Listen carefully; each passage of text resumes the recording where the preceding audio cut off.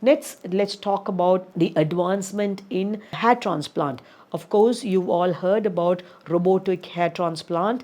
In the robotic hair transplant, we have this robot called Artas, which is now the standard. We are going to have the next generation robot coming as well, where extraction implantation could be done simultaneously. Probably in a couple of years, it will be out in the market.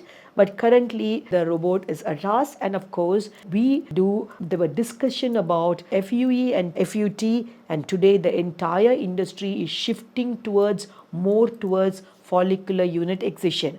And this FUE, there's lots of learning curve because it's important to use the standard punches and the equipments. And it's not about anybody doing FUE. Of course, FUE, the process could be very simple.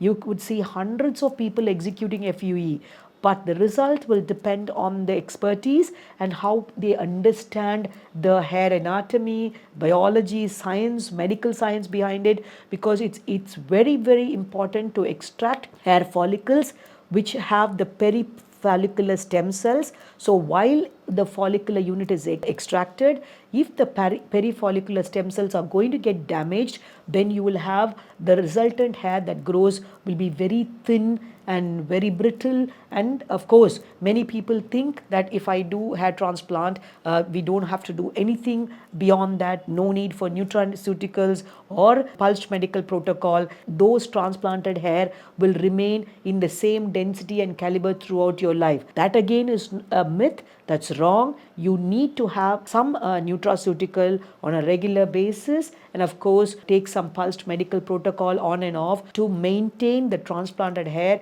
in the same density and thickness. So FUE, newer punches that's come out, and there's a lot of discussion on, of course, what we call long hair transplant. I'm sure many of you have heard about this, but personally, if you ask me, even so, the advantage of doing long hair transplant, if someone is starting new or someone wants to see the orientation of the follicle hair, how after it grows, so this long hair helps to see that orientation. However, all the long hair will be shed a couple of weeks after the transplant, and then they all go to a sleeping phase about 3 months and then starts to regrow.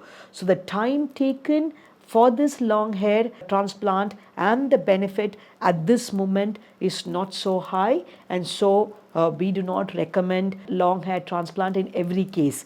It's important the graft that are taken out is stored properly and are implanted as quickly as possible and oriented in the right angulation, taken out with the best perifollicular hair, and this is the most important for the success of hair transplant. So these are all new things that were discussed in the International Society of Hair Restoration's Congress held this year in Denver.